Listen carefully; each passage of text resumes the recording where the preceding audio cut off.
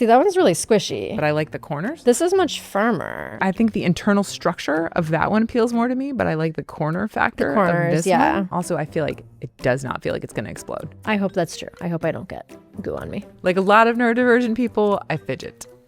A lot. And recently, I got to spend an hour chatting and fidgeting with Anna North. She's a journalist and an author and the writer of the Kids Today newsletter for Vox. I reached out because she'd written a great newsletter about fidget toys, a subject that's kind of always on my mind, but especially lately. As a lifelong, unsubtle fidgeter, I was always getting in trouble for doodling in class, or drawing on my hand, or chewing gum, or a myriad of other tiny but apparently forbidden things. A friend once joked that I'd make a terrible spy, heartbreaking, because I'm constantly rolling up tiny strips of paper or creating a trail of trash leading directly to my current location. And it is kind of funny, but also not, because being in trouble all the time sucks, especially when fidgeting is the thing that actually helps you concentrate, something I could rarely get my teachers to believe. And because for much of my life, it's something I found like kind of embarrassing, a very public sign that my ADHD brain does not work the way everyone else's does. But recently there's been a shift.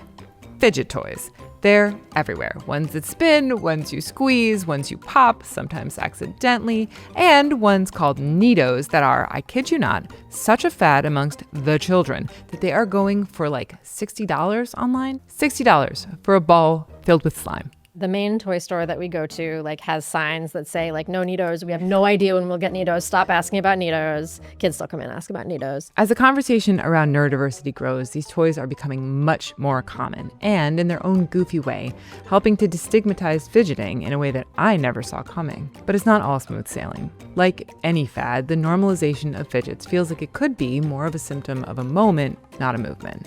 And I have to wonder what this will look like long term. So, in this episode of Hyperfocus, a brief history of fidget toys. And we go beyond the fad and ask, what does the rise of the fidget toy mean for inveterate fidgeters like me?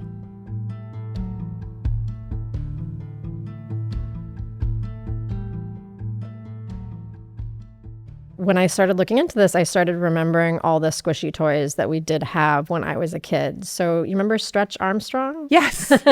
There was an urban legend among my brother's friends that a kid had eaten the inside of the Stretch Armstrong and immediately grown 6 inches. That's a great urban legend. It's a great story. Like, don't eat the inside of Stretch Armstrong. I learned it's made of like corn syrup and glass particles. So like, don't eat that.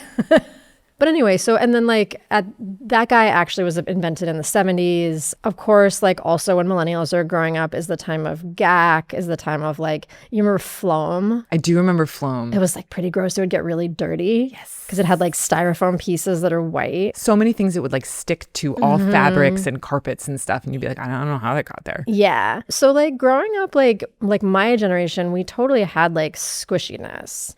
But it wasn't really framed as being for fidgeting. It was framed as either being, just something funny or like being gross. Yes, there was sort of like a range of things that made farting noises. Totally. It's really kind of with the fidget spinner that there becomes this idea that it's like good for you or therapeutic or something people might want to do to help them focus or calm themselves. And I think this is happening like right around when there's becoming more awareness around ADHD and autism in schools, when there's becoming a little bit more awareness around like just what fidgeting does or might do. And then also like in education, there's becoming more emphasis on social emotional learning. So classrooms are looking for ways to like help kids kind of regulate and calm down. So it's as this awareness is starting to rise that you see toys being marketed as specifically for fidgeting. Interesting. This may be a silly question, but who invented the fidget spinner? Like who was the origin of that? Yeah, it's kind of a sad story because it's a mom and she invented it sort of to help her play with her child because the mom had a medical condition that was making it hard for her to like play with toys with her kid. So she wanted to invent something that like she would really be able to manipulate and her kid would be able to manipulate and they can kind of share that experience. And then the sad thing is it took off and I do not believe that she saw a ton of money from that, which is a bummer. So like justice for the inventor of the fidget spinner. Yeah, justice for fidget spinner mom. Yeah. But it's interesting to know that came out of like somebody who is trying to find a way to interact with like the sort of ableized world. Yes, totally. That's really interesting. Yeah. So fidgets have like a root in that. Right. So totally already something that has like, as you say, like kind of a purpose that's not just like, I'm going to gross out my friends, which like not to say that's not a good and worthy purpose. It totally is. I mean, yeah, especially if you're like an 8-year-old Yes, boy. 100%. Sort of like your only purpose. Yes. In your piece, you had this wonderful thing about like the tactile nature of it, that kids sort of like need these for these fine motor play things that they're no longer getting. Yeah. What did you learn about that? Yeah. So one of the kids that I talked with, I try to talk to kids as much as I can for the newsletter, and it's always really fun. It's always really revelatory. And one kid was saying, well, like in class, I can't always like get up and move around. So the NeeDoh is like a way for me to have movement, which I thought made total sense. And it is true that kids are not able to get up and move around very much in class. It's true that we've seen recess decline a bunch. And I think there's some evidence too that there's been a decline in the kind of like messy, gross play that I think some people remember from their youth. Not that like I wasn't allowed to like play in mud at school or anything, but like that kind of play, there's more and more evidence that it's good for kids. Yeah. And there are not a lot of opportunities for them to get it. There is this kind of like, even beyond children, like I've also heard adults saying that they're much more stressed out than they used to be. They have a lot more anxiety. Yep. People are feeling less comfortable for a million different reasons. Like there's a lot of disruption, and something like this can bring calm. And you had mentioned in your piece that it made you feel calmer. Yeah. So like I'm not the most like anti-screen parent or anti-screen journalist,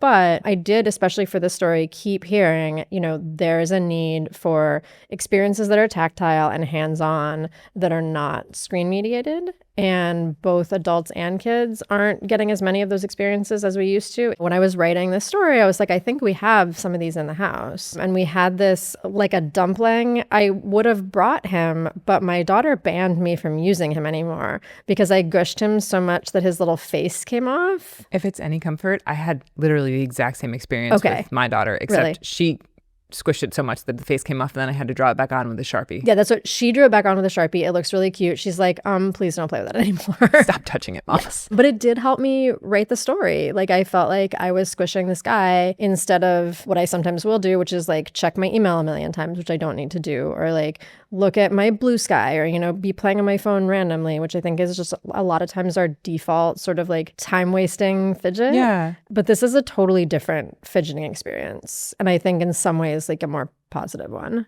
So one of the things that we are sort of trying to crack that's confusing to me, and that I feel like you could help me figure out, is like the science behind fidget toys. You mentioned that part of the reason that they're gaining more kind of acceptance or awareness is because people are also becoming more aware of neurodivergence and like what is beneficial to us in just like being a person in the world.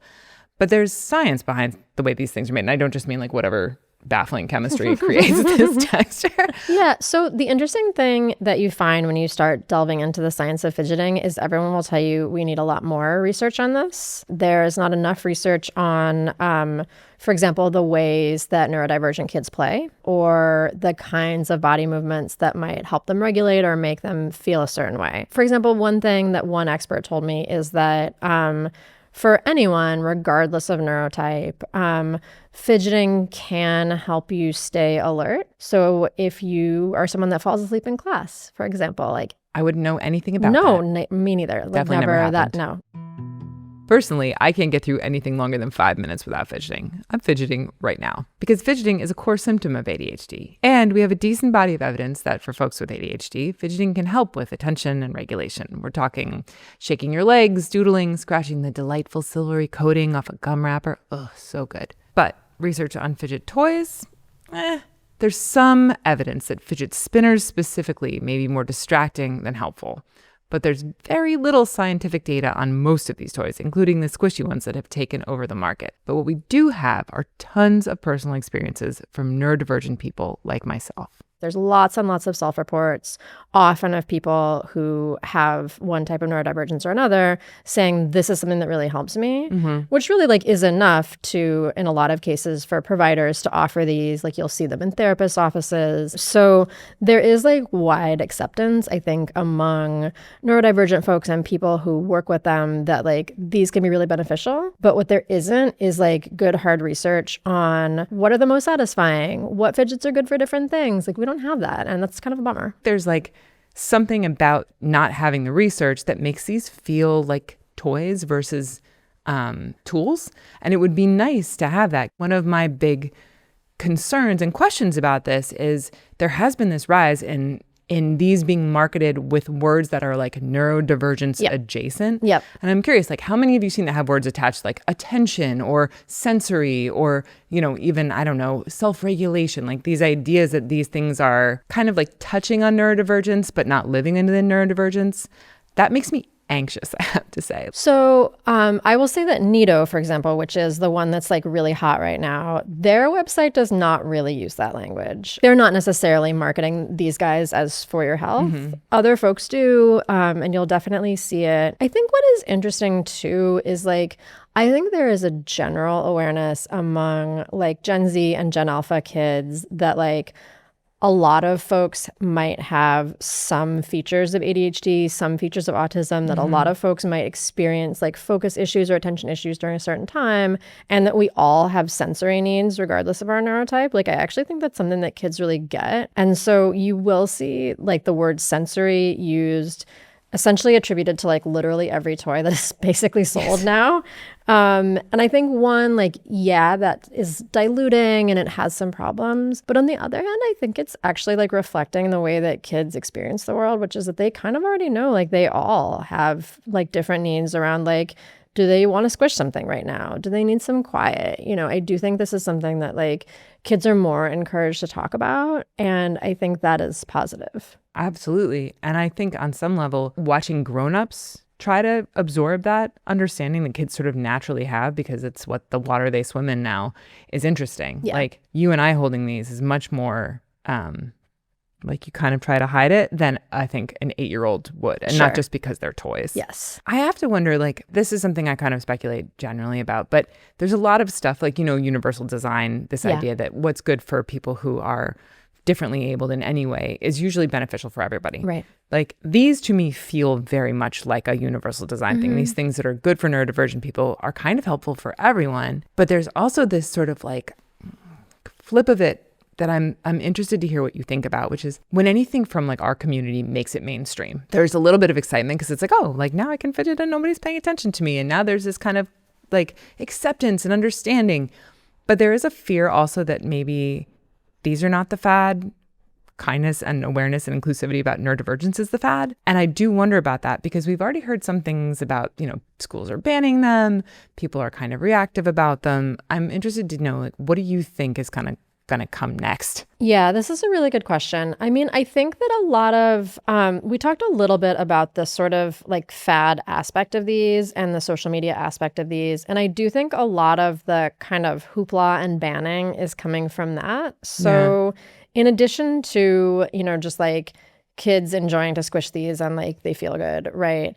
They also have become this thing where like there will be specific drops of different ones and then people will like, you know, do a TikTok of it and like kids and adults will like swarm a toy store that has new drops. So that actually, that feature has, I think, little to do with the fidget aspect, little to do with any kind of like psychological or neurological benefits. And it's just about like the way toys operate in our culture right now, which is that like as a toy company, you kind of want your toy to go viral. You kind of want your toy to be on TikTok. And then as soon as it does, then it becomes this thing in schools that's like really distracting where kids are like comparing their NeeDohs with one another. Do you have like a rare NeeDoh? Yeah. A kid wants another kid's NeeDoh. The kids talk to me about trading them, which like sounds cute and also sounds like the kind of thing that a teacher would be really annoyed about really quick. Stickers. Totally. Stickers is what that puts me in mind. Yeah. Stickers. Slap bracelets. You know, slap bracelets. We had Pogs growing up, like any trendy toy. Did you ever figure out actually how to use Pogs or did you just collect them? No, we played with them. Okay, so you're better than I am. I just had them like coins. We had them, we played with them, and then for some reason my brother and I decided to bury them in the yard. Yep. So totally reasonable. Yep. So somewhere in Los Angeles, someone one day will excavate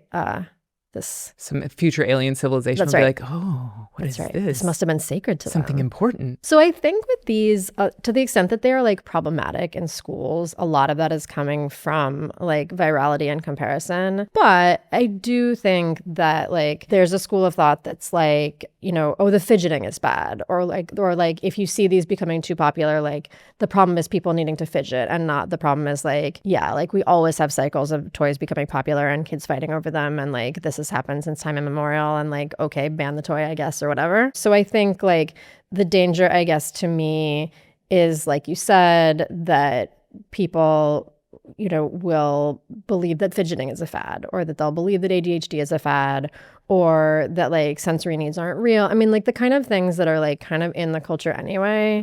And then if like kids are getting in trouble for playing with these in class, then it could reinforce some of those like sort of stereotypes that I think are floating around. Yeah, I think that's my concern, is that there's always a backlash. And so when something that is like vital to a community reaches this kind of virality, like you said, and has like a super awesome clash with capitalism, you're going to find these things that like some of it's benefit and some of it's growth, and some of it's like, oh, we get to be like destigmatized and normalized now. And then some of it is going to be the backside of that wave, which is like everybody says they need a fidget. Like maybe it's just, you know, people want to play with toys at school, or like grownups are trying to be kid-like, or whatever these things are that we kind of apply to something that seems exciting. Right. At the same time, like, I mean, like, look at this like basket of other fidget toys that we have here. Like, I think we have a baseline of like fidget toy awareness that like we will probably like be able to return to, where like kids do have options for like sensory stimuli, and I don't think we're gonna like completely get rid of them. I like that spin. I like that. I mean, here we are sitting here, two adults, professional grown-ups at work, doing this, and there's something really wonderful about that. And I do wonder if maybe the things that bubble up from kid world into adult world, I guess part of my hope is maybe that like then we can kind of like carry the torch forward if the backlash does come. I hope so too. And I think we can. And I do think we can learn a lot from Gen Z and Gen Alpha, because I think they are more comfortable just being like, these are my needs, because they have not been taught to hide them in the same way. Many thanks to Anna North for fidgeting with me today. If you like this episode, you might also like my interview with New York Times reporter Gia Lin on whether school may be contributing to rising rates of diagnosis for ADHD and autism. But for now, thanks for watching, and we'll see you next time.